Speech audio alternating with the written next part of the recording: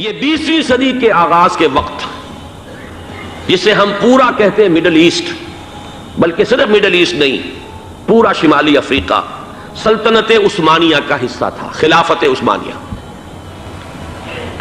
Libya, الجزائر، مصر، پورا حجاز، یمن، پورا عراق، شام، اور یہ شام ہی کے حصے ہیں در حقیقت، اردن اور لبنان، یہ سب یہ شام عرب، عراق عرب، یہ پورا علاقہ خلافت عثمانیہ یہ اس کا حصہ تھا۔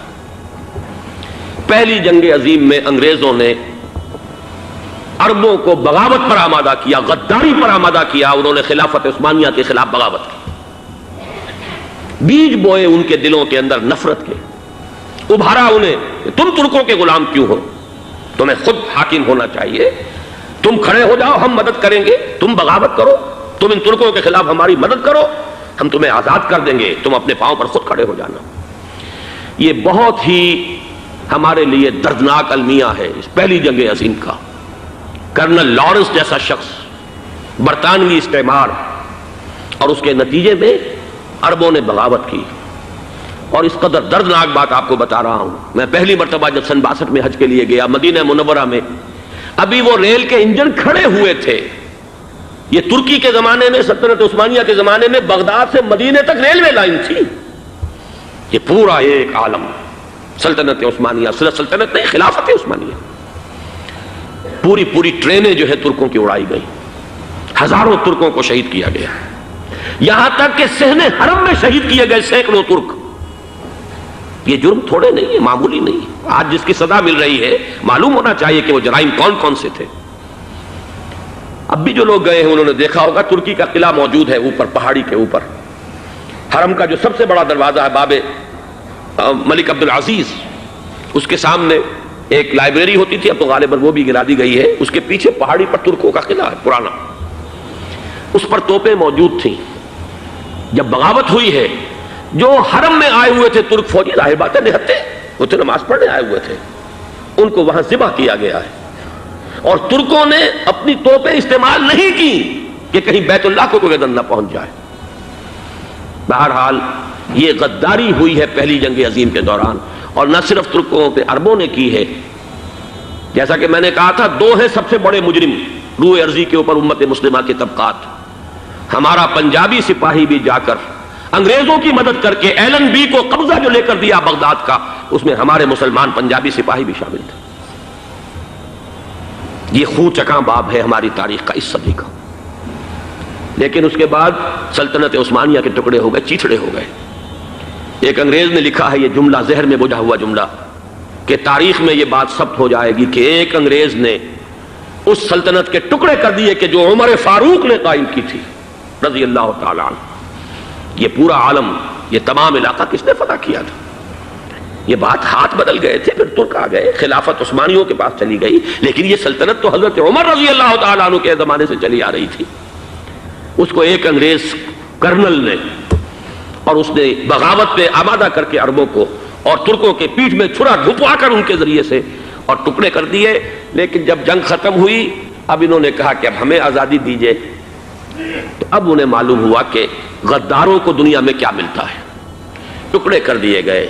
یہ حصہ عراق یہ انگریز کے پاس رہے گا، شام کا یہ علاقہ یہ فرانسیسیوں کے پاس رہے گا، مصر پر انگریزوں کا تسلط رہے گا، لیبیا اطالویوں کے پاس رہے گا، لے دے کر یہ جو علاقہ تھا حجاز، چونکہ وہاں کچھ تھا ہی نہیں، بوادٍ غیر ذی زرع، یہ عربوں کے پاس چھوڑ دیا گیا۔ اس وقت جو بادشاہ ہیں شاہ حسین اردن کے، ان کے دادا سب سے بڑے غدار وہی تھے، لہذا ان کو اس علاقے کی بادشاہت دے دی گئی۔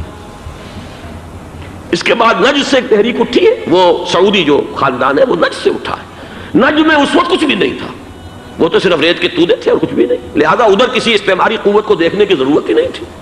وہ تو بعد میں تیل برآمد ہوا، اس کی حیثیت ہو گئی، اور یہ امارات کا علاقہ جو ہے اس کی دنیا میں اب گویا کہ یوں سمجھیے کہ جو سب سے زیادہ اہم علاقے ہو سکتے ہیں روئے ارضی کے نقشے پر، ان میں سے ایک وہ ہو گیا۔ لیکن یہ اس وقت کی بات میں کر رہا ہوں، کوئی حیثیت نہیں تھی، لہذا اس کو چھوڑ دیا گیا۔ یہ ہے تاریخی پس منظر، یہ لکیریں جو کھینچی گئی ہیں، یہ ایک ملت اسلامیہ کو جو قومیتوں میں تقسیم کیا گیا، پھر نعرے لگوائے گئے المصر للمصریین الشام للشامیین. اب شامی ایک علیحدہ قوم ہو چکے ہیں، مصری ایک علیحدہ قوم ہو چکے ہیں، عراقی ایک علیحدہ قوم ہو چکے ہیں. یہ ساری تقسیمیں استعمار کی پیدا کرنا ہے، اس کا کوئی تعلق اسلام کے ساتھ نہیں. اب ضرورت تو اس بات کی تھی کہ استعمار کے پنجے جب یہاں سے کچھ ہٹے، دوسری جنگ عظیم کے بعد ایک دور آیا، امریکہ ابھرا ہے دنیا کی عالمی سطح پر سیاست میں. اس کے ہاں کچھ آزادی کے تصورات تھے، اس نے بھی سپورٹ کیا. برطانیہ کمزور ہو چکا تھا، وہ اتنے بڑے علاقے کو ہولڈ نہیں کر سکتا تھا. ہندوستان بھی آزاد ہوا، پھر یہ کہ اور دوسرے علاقوں سے بھی اس کو پسپائی اختیار کرنی پڑی. استعمار کے پنجے جس طرح بھی ہوئے، ان کے سینوں سے، عربوں کے سینوں سے جو ہے گویا کہ وہ ہٹے. لیکن امریکہ نے ایک اپنی بہت بڑی حکمت عملی جو اختیار کی، عالم عرب کے سینے میں اسرائیل کا خنجر پیوست کر دیا تاکہ یہ کبھی آزاد نہ ہو جائیں، ہمارے انگوٹھے تلے رہے، ہماری پالیسی گورن کرے. یہ استعمار کا دوسری جنگ عظیم کے بعد جہاں برطانوی استعمار، فرانسیسی استعمار رفتہ رفتہ یہ ہٹنے شروع ہوئے. صدر ناصر نے انگریزوں کو اٹھا کر پھینکا میڈیٹرینین میں اور دوسرے جگہوں سے. الجزائر نے آزادی حاصل کی فرانس سے، اطالویوں سے جو ہے لیبیا والوں نے آزادی حاصل کی. یہ ہو گیا، لیکن ایک خنجر پیوست کر دیا گیا اسرائیل کا سینہ عرب. اس صورتحال میں ظاہر بات ہے کہ ایک تو بڑی آئیڈیل پوزیشن تھی کہ پورا عالم اسلام متحد ہو، لیکن وہ تو بہت دور کا خواب معلوم ہوتا ہے. علامہ اقبال سے بڑا کوئی نقیب نہیں ہے ملت اسلامی کی وحدت کا. ایک ہو مسلم حرم کی پاسبانی کے لیے، نیل کے ساحل سے لے کر تا بخاک کے کاشغر.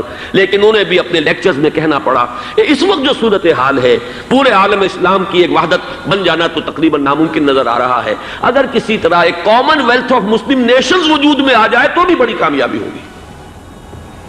لیکن اس سے بھی پہلے یہ تو زیادہ آسان تھا کہ عالم عرب ایک وحدت کی شکل اختیار کر لے. یہ تو ایک قوم ہے، اکثر و بیشتر ایک نسل یا زیادہ دو نسلیں کہہ دیجئے. شمالی افریقہ میں بربر نسل بھی ہے، باقی تو سب عرب ہے. یہ پورا عالم ایک نسل، ایک زبان، پورے اتنے رقبے کے اوپر بولے جانے والی ایک زبان، یہ تو ایک ہو جائے.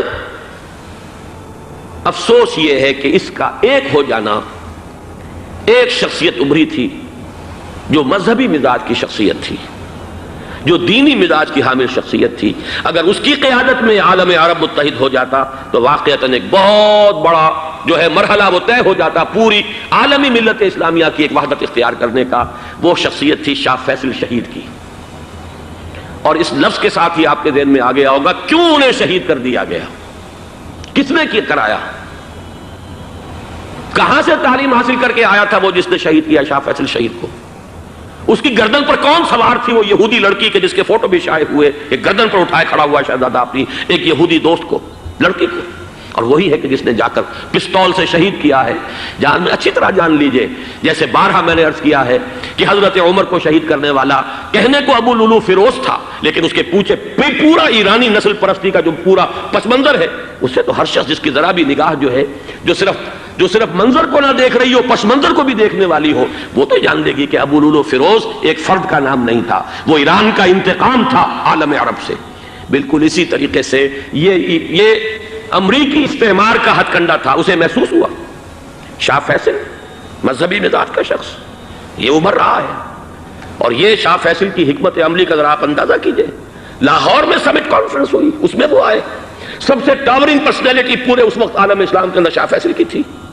اور وہ گویا کہ ایک بہت ہی جس کو کہا جائے کہ ایک بہت ایلڈرلی، ایک بزرگانہ ایک شخصیت جو ہے، اور انہوں نے اپنی دولت کے دروازے، عرب میں وہ مشہور تھے کہ نہایت خسیس اور بخیل انسان ہے، اس لیے کہ وہاں وہ خرچ کرتے تھے حساب کتاب کے ساتھ، لیکن ان کے خزانے کھلے ہوئے تھے عالم اسلام کے لیے. ادھر بھی مدد ہے، ادھر بھی مدد ہے، ادھر بھی کام ہو رہا ہے، ادھر بھی کام ہو رہا ہے. پھر انہوں نے تیل کا ہتھیار استعمال کر کے ایک دفعہ امریکہ کو دن میں تارے دکھا دیے تھے. لہذا ان کا ہٹایا جانا سین سے یہ امریکی استعمار کے لیے لازم.